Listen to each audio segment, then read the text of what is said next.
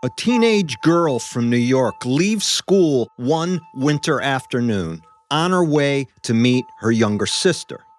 She never arrives. Decades later, law enforcement catches a break, but first they need to figure out how the planet Jupiter and their chief suspect are connected.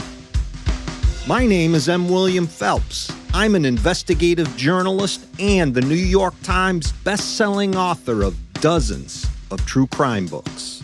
I've dedicated the past 26 years of my life to helping families of the missing and murdered.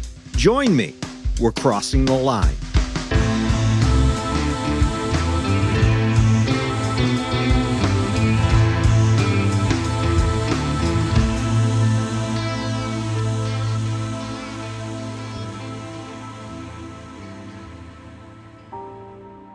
It's February 24th, 1999, a cold, raw winter day along the eastern seaboard.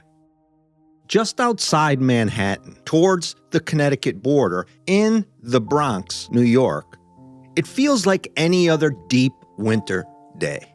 People leave their homes and head out into the bustle of traffic, while kids wait at bus stops, bouncing up and down on their toes, trying to stay warm, preparing for another day. I think the Bronx can sometimes get a bad rap. 1999 was kind of a banner year in growth. With the dark past the borough seemed to have made it through, giving way to what was massive urban growth within a major housing boom. There are sections of the borough that are quite simply beautiful and affluent, like Riverdale and Country Club. You can also find that community living we see so much of within the outskirts of the Big Apple, where people seem to be more stacked up on top of one another. Row houses blend into high-rise apartment complexes with small yards and green lawns and flowers and parks and a strong sense of neighbors looking out for one another. Not to mention the famed Bronx Zoo, colleges, and several museums, if you want a little culture in your life.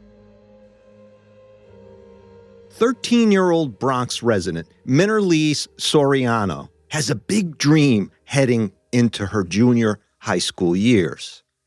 She tells her best friend one day, "I am going to be the first Latina astronaut from the Bronx." Minerliz developed a fascination with space and the planets. She writes extensively about her passion in her journal and spends hours at the Bronx Library near Pelham Parkway South, where she lives, scrolling through astronomy websites, studying every aspect of space, and actually keeps lists of the websites she visits. Minerliz is a popular student at Junior High School 127, which is in the Eastchester part of the Bronx. The 7th grade is a time of change for kids, I think we can say. They are coming into their own, and Minerliz certainly fits into that milieu. That morning, February 24th, Minerliz walks out of her door of the apartment complex she lives in, waves goodbye to her sister, walks to the bus stop on the corner, and waits with several friends for the bus to arrive. On this day, she is wearing a red jacket underneath her black book bag, jeans, winter boots, and mittens. After a rather nominal school day, the bell rings at 2:20 p.m., letting students know their favorite time of the day has arrived. Grab your stuff, head out the doors, and get on your bus to head home. Minerliz puts on her jacket, slings her book bag over her shoulder, and begins heading out the door. As students mingle outside, she tells several friends she is walking with, "I'm going to pick up Nadia." Nadia is her younger sister, and she attends the grade school nearby. This was something Minerliz did every day. Met her sister so both could walk to the bus stop at the intersection of White Plains Road and Pelham Parkway. From there, they'd take the bus to a stop at Eastchester Road and walk the rest of the way home to the apartment. If you are around the city at this time of the day, during the school week, you'd see thousands of kids doing the exact same thing. If I could be anyone, I would be a soldier, because that's my dream, Minerliz wrote in her journal when she was much younger. I have always wanted to be a soldier. When I was little, I loved soldier toys. That passion for the military turned into an obsession, some have said, with NASA, the stars and the planets, and Minerliz heading into space. She also loved writing poetry and just being a kid living in the city. Oftentimes, people in the neighborhood where Minerliz lived would see her cruising around on her roller skates or bicycle, laughing, joking around with the others, talking about her dreams. Minnie is goofy, one friend later says. Goofy in a nerdy, fun, very likable way. On that Wednesday afternoon, when the bus stops at the corner of the Pelham Parkway South neighborhood where Minerliz got off every day before making the short walk home to her apartment, and Minerliz is not among the crowd of kids chatting it up and giggling over boys or talking about the day, some begin to wonder where she had gone off to. In another report I saw from law enforcement, Minerliz is said to have made it off the bus and was seen walking towards the apartment complex where she lives, heading into the building. This report is one I give more credence to, and you'll understand why, I think, by the end. Minerliz liked to wear baggy sweatshirts and a pair of old sneakers she adored. She isn't much for fashion, in contrast with her best friend, whom she had met in the 6th grade the previous year. Her best friend says Minerliz is more or less a thinker, driven by big ideas, not much interested in boys, but more so focused on her future. I am going to be an astronaut, she would repeat as often as she could. We're from the Bronx, her best friend would shoot back. We're not going to be no astronauts. You just wait and see, Minerliz would insist, undeterred. A straight-A student, she just knew in her heart that going into space was her lot in life, and she was going to fulfill the dream despite whatever setbacks she faced along the way or what anyone said. One report has Minerliz's sister, Nadia, standing outside the grade school she attends on that afternoon, waiting patiently, wondering where her older sister is. It's getting late. The bus is going to take off. And so, scared of missing the bus, she decides not to wait any longer and makes what is the 30-minute trip home herself. Minerliz is quite protective of her 7-year-old sister. She feels responsible for her. They both live with their mother and stepfather. Not showing up to walk her sister to the bus and make sure she gets home safely is unlike Minerliz. No way she would have blown off her sister like that for no reason. Something must have come up.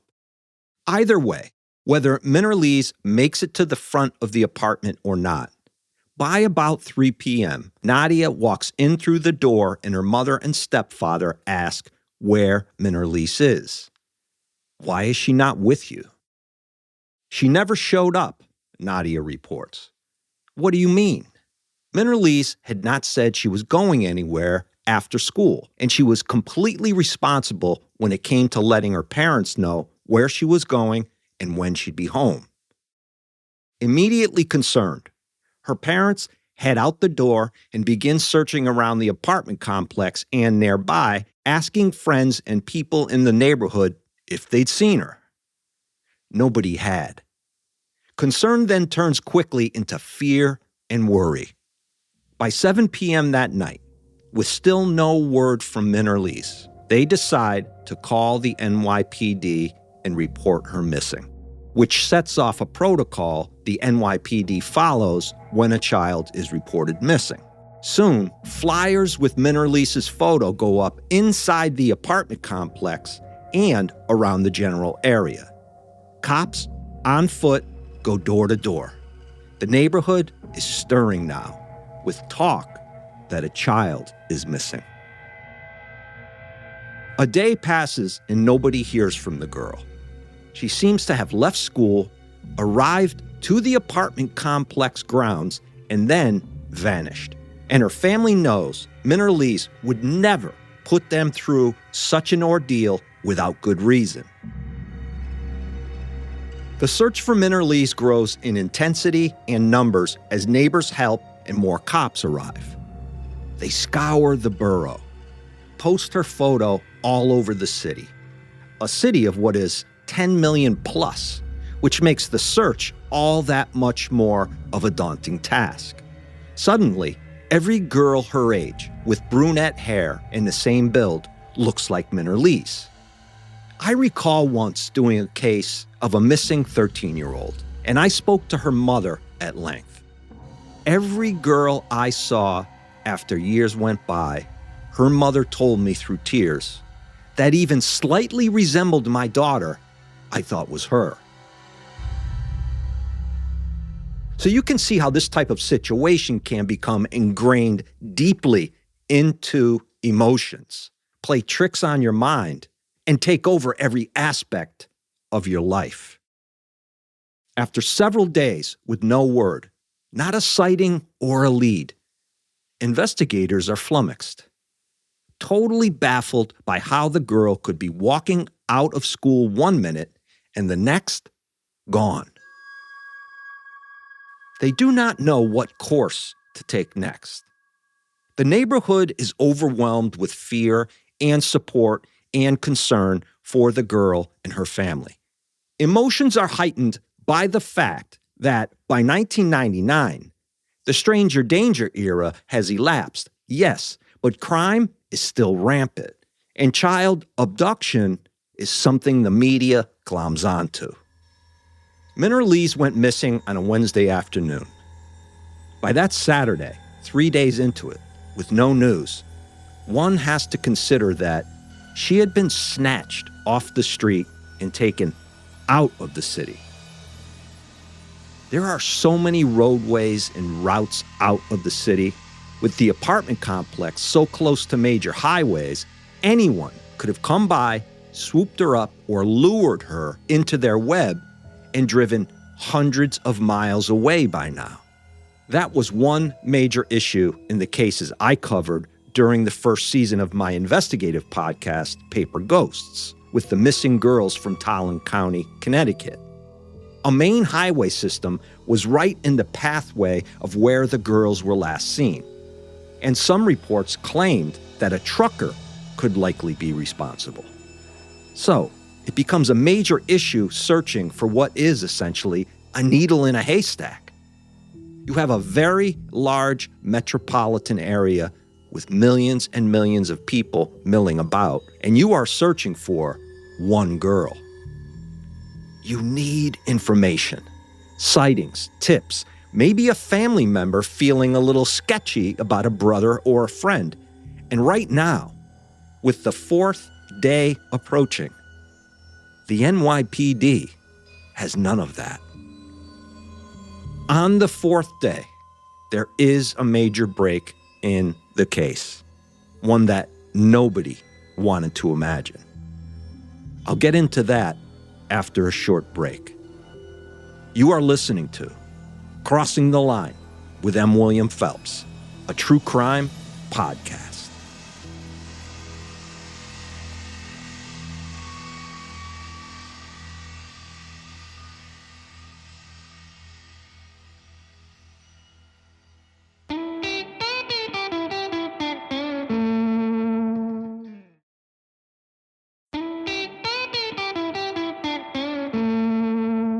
February in New England and further south into New York can be so cold it feels like your eyeballs will freeze when you walk out of the house. It's the kind of cold that just slaps you across the face like a blow, stinging your skin on contact. On Sunday, February 28, 1999, a maintenance man is working his job at a strip mall in Co-op City, which is part of the Bronx, about 2 miles from where Minerliz lives. Some reports claim the guy was a dumpster diver and out and about searching for treasures. But I think we're talking about a guy dumping some garbage here. And in the end, it doesn't matter. The sad, tragic result is the same. The man heads out into that frigid winter weather and, as he is looking into the dumpster, notices a big green garbage bag that looks kind of suspicious. He tears the bag open and instantly recoils in shock. There in front of him is a child's body, a young girl, Minerliz Soriano. Her petite body is bound with green gaffer's tape. It's clear she has been strangled to death. As word begins to trickle out into the community, the entire neighborhood is saddened and on edge, wondering if another child will go missing, if there is some sort of serial wacko walking the streets, and who it is that could have committed such a terribly violent murder. Because of the location close to where she lives, it's pretty clear that the killer is from the area, if not the immediate Bronx, close to it. Local killers generally dump bodies locally. The area where her body was found is along Bartow Avenue in Co-op City, behind a video store. Bartow runs across both the Hutchinson River Parkway and Interstate 95, cutting through it like the vertical beam of a cross. So you'd have to consider that her killer was also passing by the area and abducted, killed, and then dumped her body and moved on. Law enforcement come out in droves to begin searching for her killer, and, as it turns out, according to the medical examiner, Minerliz had also been violently raped. Devastated doesn't even begin to describe the sentiment among law enforcement, the community, and, of course, Minerliz's family. There is a collective heartbrokenness. As investigators dig in, they are stumped. They really do not have any solid leads. After running down a list of local scum, most of whom can be ruled out quickly, and then going through Minerliz's family members because, well, you have to, they do not know where to go next. We are, at this time, on the cusp of some great science happening in forensics, and the NYPD is looking to the lab to get them any sort of lead they can muster. One detective working on the case as it unfolded later tells CNN they get a report that Minerliz took the bus home alone, and several witnesses saw her get off the bus and begin walking towards her apartment. And from that point, she disappears, never makes it home. They do not know if she made it into the apartment building or not. In that large plastic bag, her body was found, carefully wrapped up and tidy. It was as if, an investigator later tells the media, somebody cared. We've discussed this aspect of murder psychology before on the show.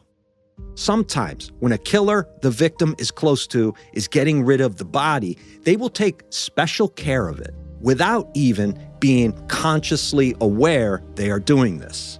Maybe put a blanket over the face, a pillow under the head, make sure the clothing is proper. In this case, investigators can see, Minerliz's killer paid special attention to making sure her body was wrapped up and carefully placed in that bag.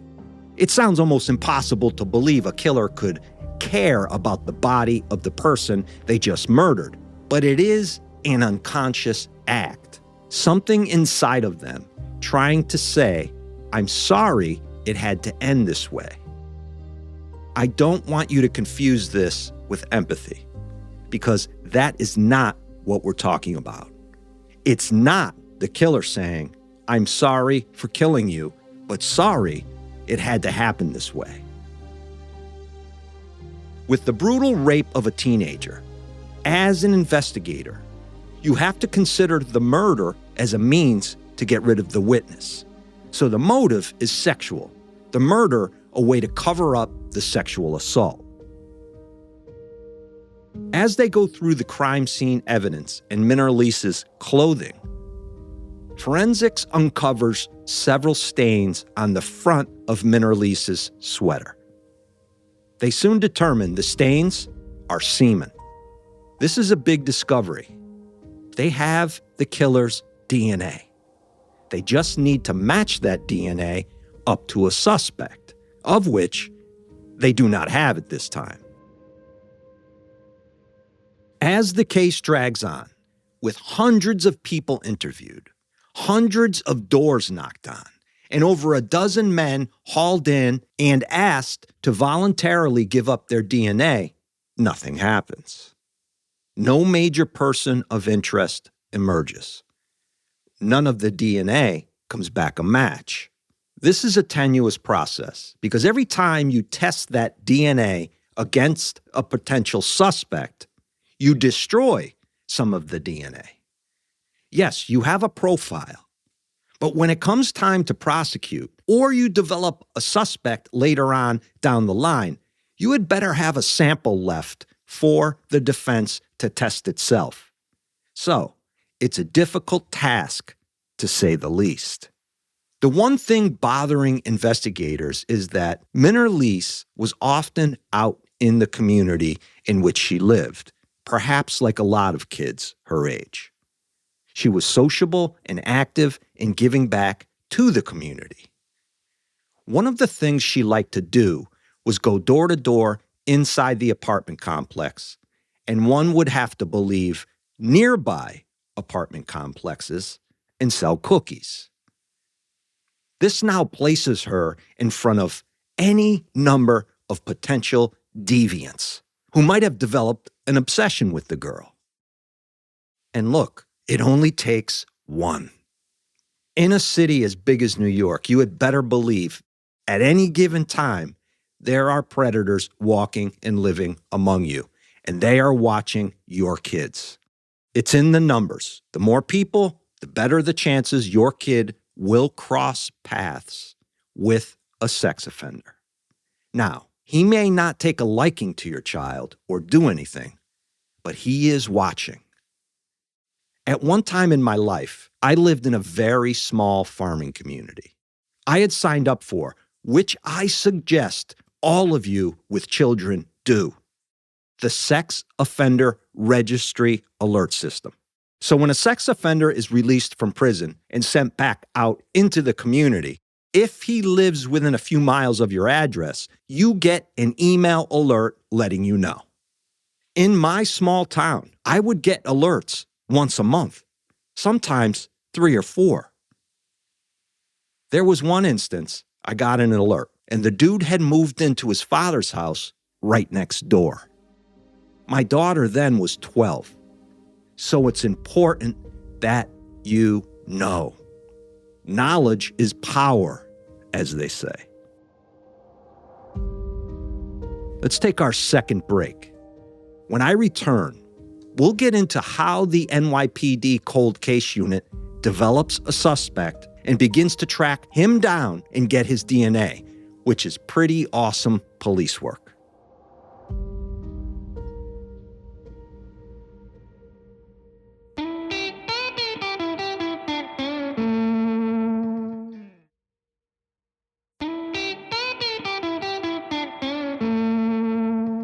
Victims' families and friends understand, of course, that they cannot bring their loved one back. But what they can take comfort in is a small smidgen of peace through the process of justice. It's one thing to lose someone to murder.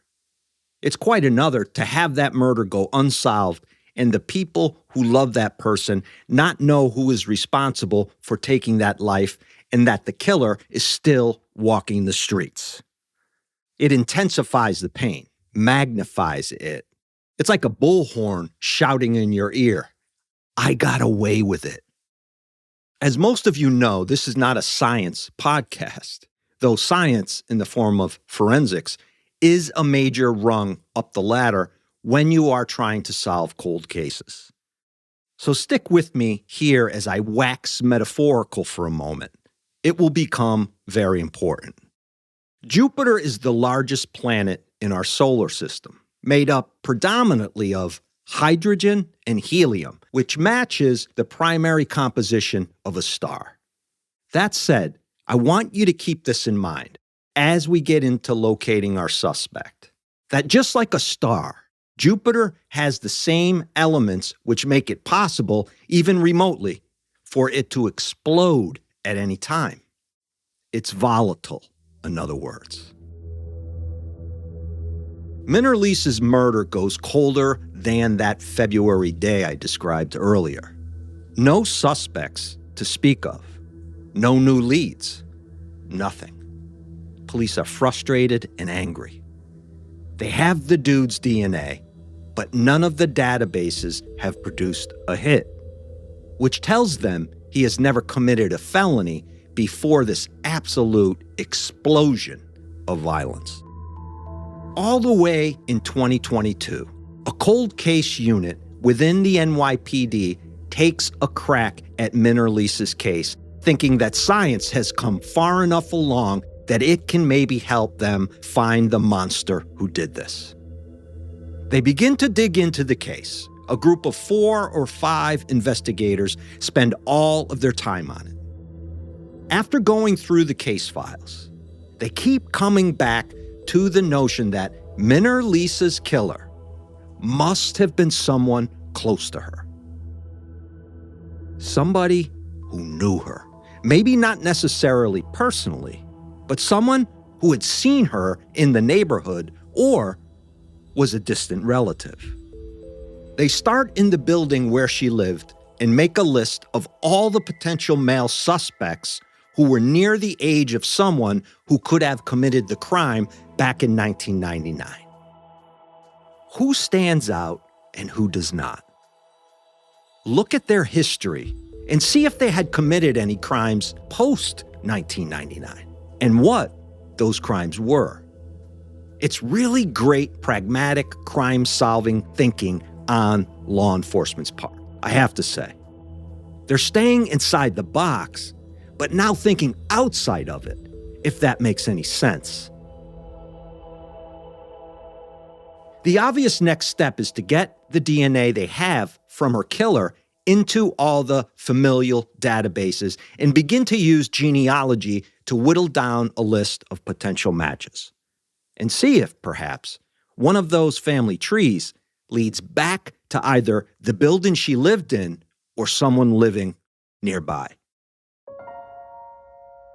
That forensic genealogy work, which the state of New York approves and grants the funds for, takes 3+ years. During that time, a lot of sleeves-rolled-up work is done, tracing family trees backwards down to any potential family matches lining up with the world in which Minerliz lived. As they do this, they get a hit on familial DNA. A man in the system who is a known sexual offender, a rapist, in fact. The DNA in Minerliz's case does not match his DNA, so he is definitely not their man. But the genealogy tells them that somewhere within this rapist's family tree is the person they are searching for. They are related, in other words. After sketching out his family tree, they narrow it down to 5 males connected to that original rapist whose DNA is related to Minerliz's killer. From there, they begin to look specifically at each man, where he lived, his age, if they have any criminal history, and which man lines up with the time frame and location. They narrow down that list of 5 men to 3 men, each of whom is the son of that convicted rapist whose DNA got them to this point. And so one of those men is Minerliz's rapist and killer. This is all about just connecting the dots. You exclude one guy, you move on to the next. One of the men goes by the nickname Jupiter Joe. Joseph Martinez was a science teacher in 1999 whose focus was astronomy. So, you can see my metaphorical connection now to the planet Jupiter and that explosion. And also the connection, more importantly, to Minerliz and her fondness and passion for the stars and planets. It's all coming together. Picture them in the room as this next bit of information comes in. It's a high-five moment for sure. As they look at the 3 sons, Jupiter Joe, they discover, lived in the same building as Minerliz at the time of her murder. They know his DNA is a very close match to the semen stain left on the front of her sweater. They get that from the family tree DNA work. Now all they need to do is get a sample of his DNA to test it directly to the DNA derived from the semen sample and see if it's a match. And how they go about collecting Jupiter freaking Joe's DNA is nothing short of brilliant and experienced police work, and says something to all those rapists and killers out there thinking they have escaped justice. Pay attention, you bastards. Because just a routine bite to eat one day at your favorite shitty, greasy spoon just might lead to you being indicted on murder and rape charges. I promise that'll all make sense in 1 minute. I need to take a final break. When we come back, I'll share with you how they nailed this scum, Jupiter Joe, and proved, without any reasonable doubt, that he is Minerliz's rapist and killer.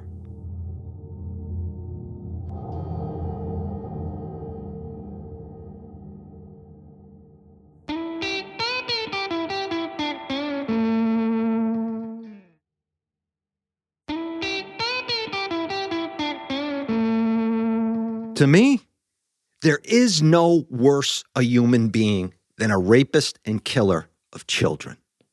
And what's more, a person who uses his position in society and his charm and sociopathic manipulation to entice a child into his web. Jupiter Joe has no criminal record. He is a respected scientist, effectively, and known about the community as one of those science guys with the niche. Jupiter Joe's Sidewalk Astronomy. He even had t-shirts and bumper stickers and magnets made so he could hand them out. He had a campy website designed for kids to become interested in astronomy.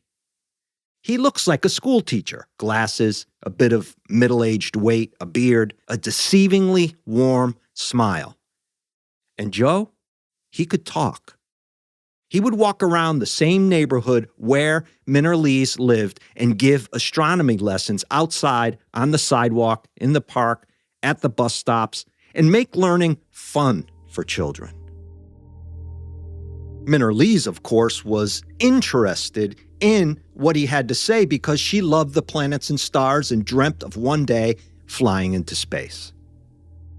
So Jupiter Joe recognized that vulnerability, no doubt, and used that to draw her in. I have not seen this anywhere in the reports, but I would bet my house on it. Now they need Joe's DNA so they can be absolutely certain he is their scumbag. And this is how they go about getting it. A female detective calls Joe and asks if the two of them can meet at a local diner. She wants to talk with him about getting her teenage daughter some private science lessons. The kid is struggling in school. Joe, please help us. Absolutely, he says. Be glad to. I love that they're using his own weaknesses against him. That's the brilliance. Joe lives in New Rochelle now, just outside the Bronx, and they meet at a popular diner along the highway. I've been to this diner myself, actually, so I can picture this scene remarkably well, with a damn smile. It's a classic old-school diner with a menu as thick as a magazine. Anything you want. They sit down and begin chatting. The detective gives Joe the made-up story of her daughter and how she needs one-on-one astronomy lessons, and Joe says he can definitely help. In front of Joe is a drink with a straw. At one point, Joe tilts his head down and takes a sip from the straw. Boom. She's got his DNA. Time to close the deal and get the straw back to the lab. Great, I'll be in touch, Joe. Take care. They part ways. Joe Martinez's DNA is an identical match to the DNA found on the front of Minerliz's sweater. To be perfectly frank, that semen stain on the child's sweater is from Jupiter Joe. There is no chance it is anybody else's. This is simple science, something Joe should understand. Joe is 49 years old when he is arrested and charged with 2 counts of second-degree murder. Not sure why it's not first degree, but you take what you can get in these situations, and you hope to hell the judge understands what is going on and doesn't have his or her mind on the next bridge tournament or golf game, and they throw the book at him. In November 2025, Joe's trial lasts about 30 days. The jury finds him guilty of felony murder and intentional murder. He will not be getting out of prison. In his 50s, when he is sentenced in March 2026, Bronx Supreme Court Justice Audrey Stone gives Joseph Martinez 25 years to life. Bet your last dollar he will appeal, and your last 25 cents he will lose that appeal. This is, after all, New York, where strange things can happen in courtrooms. I'm just glad that for now he is where he belongs, in a New York prison, which is no place to be considered a sex offender, and word of that traveling around the prison system. Let me tell you. That's it for this week. See you in 7 days with another new case. Be safe, be aware, and if you have children, sign up for the sex offender alert system in your area, please. It's well worth the effort.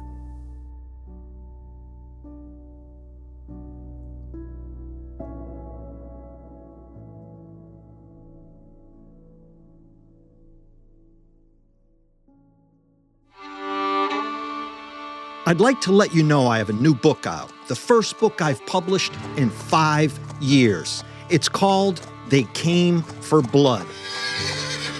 I have always wanted to write Westerns, a dream since my childhood. Tom Callahan was once president, Ulysses S. Grant's deadliest kept secret, a lethal gun for hire leading a team of assassins nobody knew existed. Now those days are over. Or so he thought. Therefore, when the past comes for blood, you either draw first or die trying. Look for They Came for Blood on Amazon.com or anywhere books are sold. Check it out. There's a lot of murder in the book, so it's not a departure from my day job.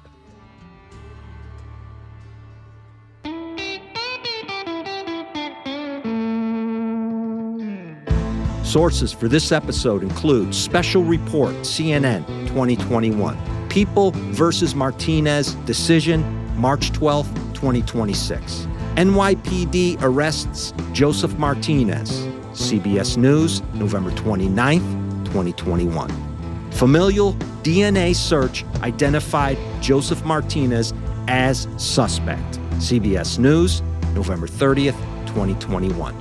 Girl's body found in trash. Daily News, Michelle McPhee, March 3rd, 1999. Crossing the Line is executive produced by M. William Phelps, LLC, and Matthew Valentinus, Mom's Basement Management. Written by me, M. William Phelps. Audio mastering and mixing by Matt Russell.